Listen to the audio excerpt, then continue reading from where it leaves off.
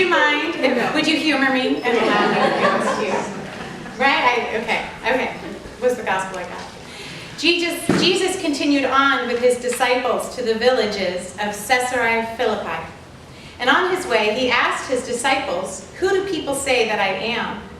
And they answered John the Baptist, others Elijah, and still others, one of the prophets. Jesus asked them, "But who do you say that I am?" Peter answered, "You are the anointed one, the Christ." And Jesus sternly ordered them not to tell anyone about him. Then he began to teach them that the human one must undergo great suffering and be rejected by the elders, the chief priests, and the religious lawyers, and be killed, and after 3 days rise again. He said all this quite openly. Peter took him aside and began to rebuke him. But turning and looking at his disciples, Jesus rebuked Peter and said, "Get behind me, Satan. Your mind is not set on the things of God, but on human things." And Jesus called the crowd with his disciples and said to all of them, "If any of you want to become my followers, you can no longer live for yourself. Take up your cross and follow me. For those who want to save their life will lose it, and those who lose their life for my sake and for the sake of the gospel will save it. For what will it profit you to gain the whole world and forfeit your very life? Indeed, what could you ever trade your life for?" And now that I've heard both gospels, I wish I had James. Wasn't mine. I know, it's none of theirs. Anyways, this text really challenged me, so this is where I went with it. We at Mary Magdalene are used to having our scriptures explicated for us, having our historical context given, the text critique, and the language parsed. We are used to being educated, and if you are anything like me, it fills a deep need in you. I am a forever student, always seeking new facts about new subjects to enhance my mental library. Does anybody here know what I'm talking about? I have a feeling. And while our pastor is on leave, our guest homilists have not disappointed us. They have been brilliant and educated, and they have done their research, and I have learned a lot from them. But today, I am not going to follow in their footsteps. At the urging of my husband, Tim, and inspired by our former associate pastor, Rod Stevens, I am going to go off script, so to speak. Instead of speaking from my head and focusing on what I could learn about the readings for today, I decided to speak from my heart. This isn't an anti-intellectual stance, but rather an expansion of my usual territory. It is my tendency, and perhaps some of yours, to get stuck there in my intellect, to think that if I have the correct facts and all the right information, I have all that I need. But what I have learned over and over and over again the past decade is that I am not just what I think and know in my head. I am also what I feel in my heart and what I do with my hands.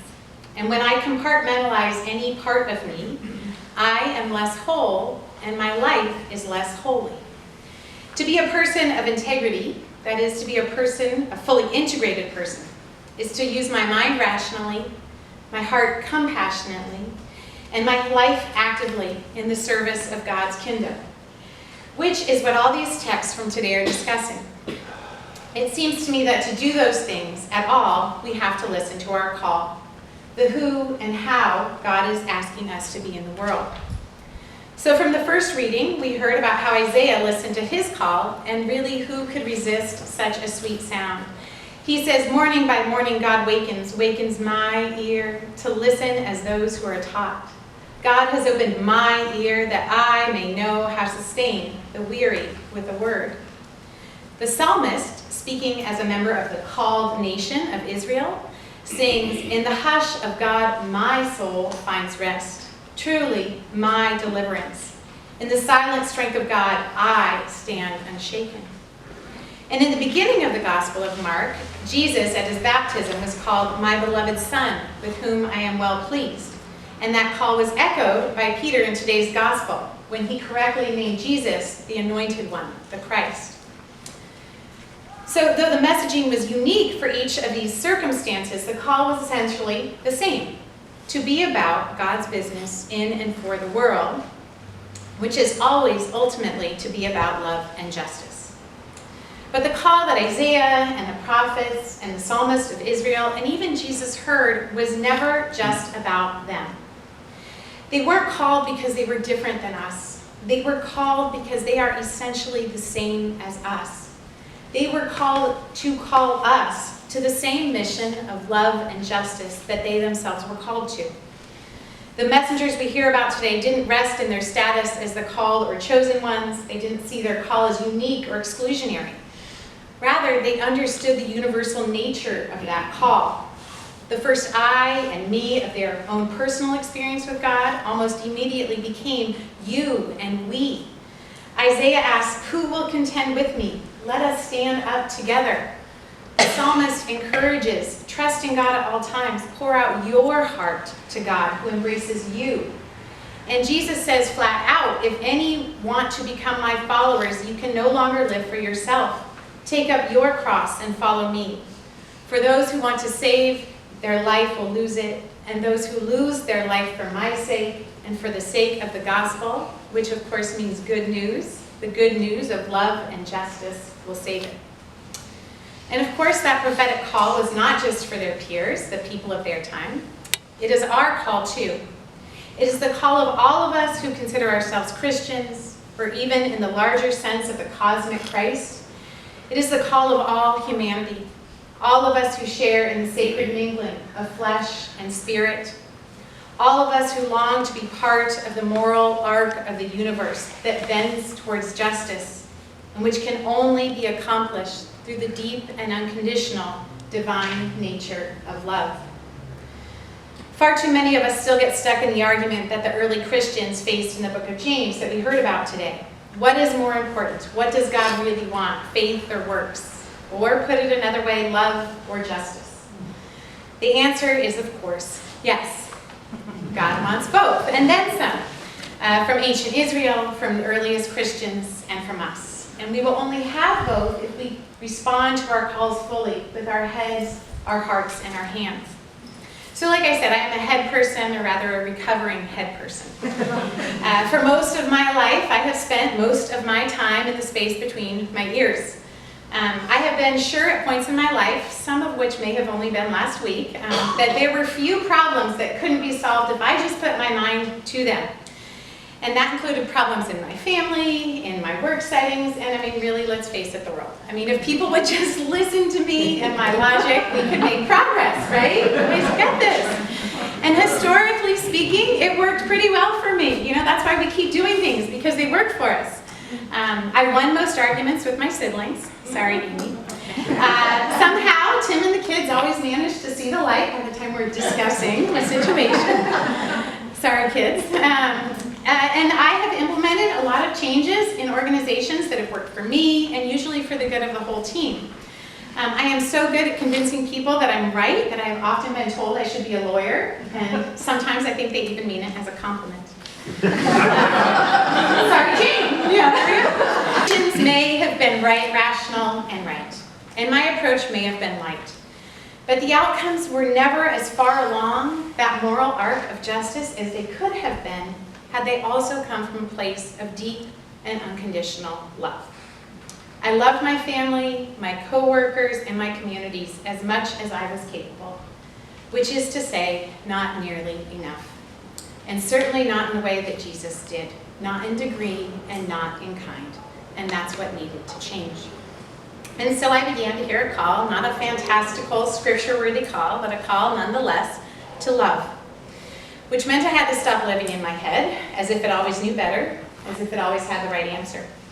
It was a call to become intimate with my own heart, so that what flowed out of my hands and into my life would be a greater reflection of the Christ I professed to follow.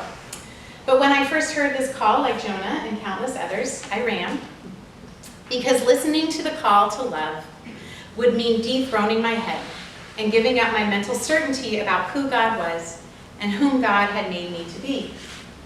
Who would I be if I wasn't always the smart one? And what leg would I have to stand on if I wasn't always the right one? It also meant admitting that I still had a lot to learn, and that none of the answers could come from the space north of my neck. And truly at the time I didn't know where else they could possibly come from.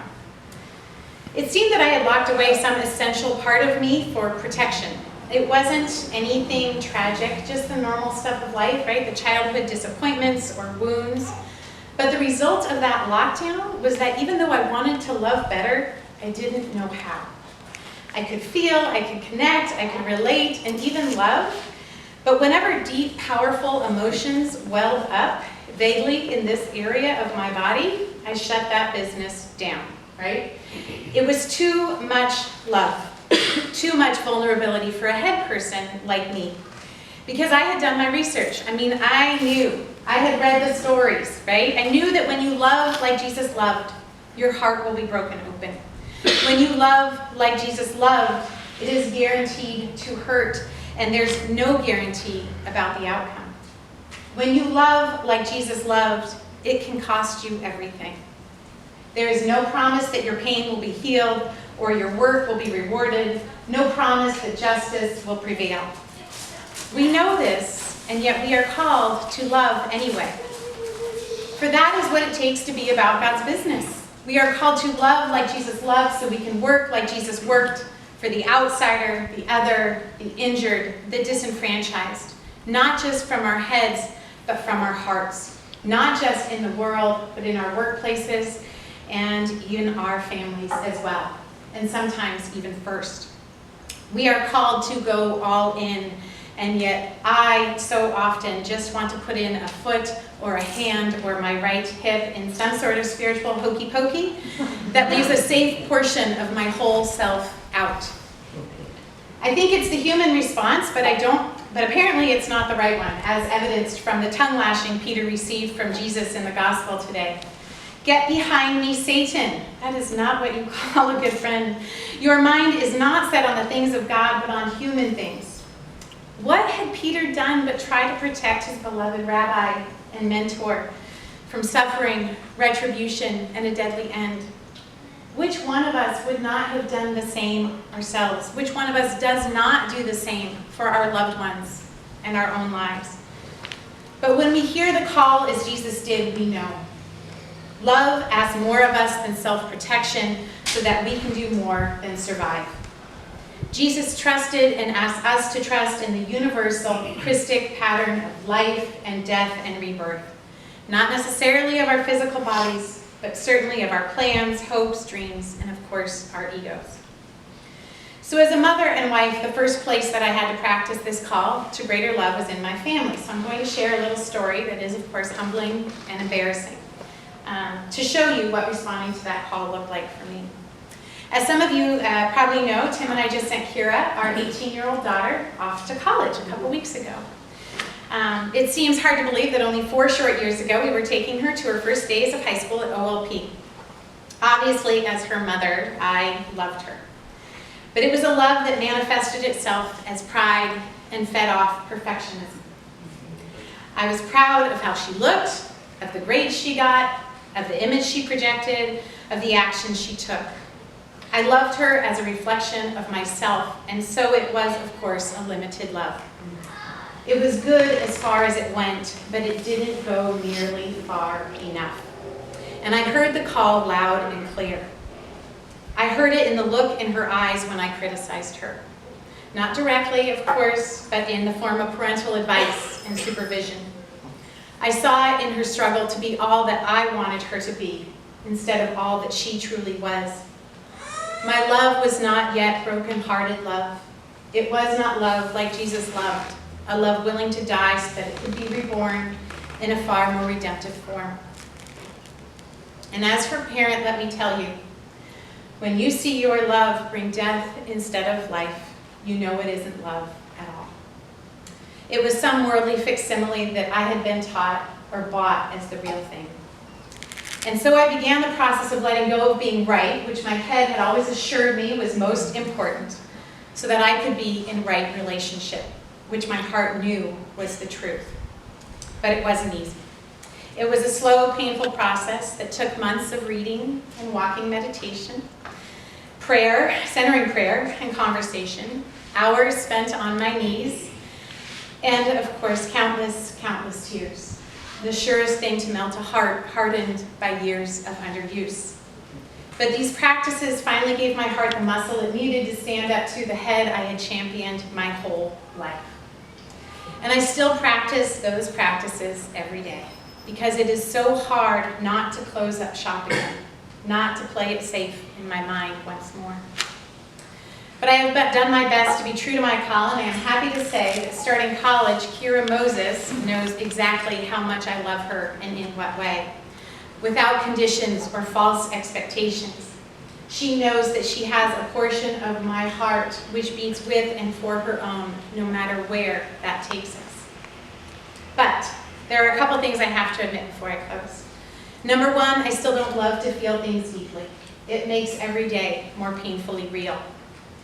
Number two, I'm not talking about an abdication of my head and rationality. I'm talking more about a power sharing structure, something like we have here at MMACC, where both the head and heart have a voice so the best decisions can be made. And finally, number three, when I was working on this talk, I had to fight against every bit of my academic training to not start quoting the authorities. The great mystics, saints, scientists, psychologists, and spiritual teachers who all say the same thing. Like many of you here, I suspect, I have always wanted to be usable by God.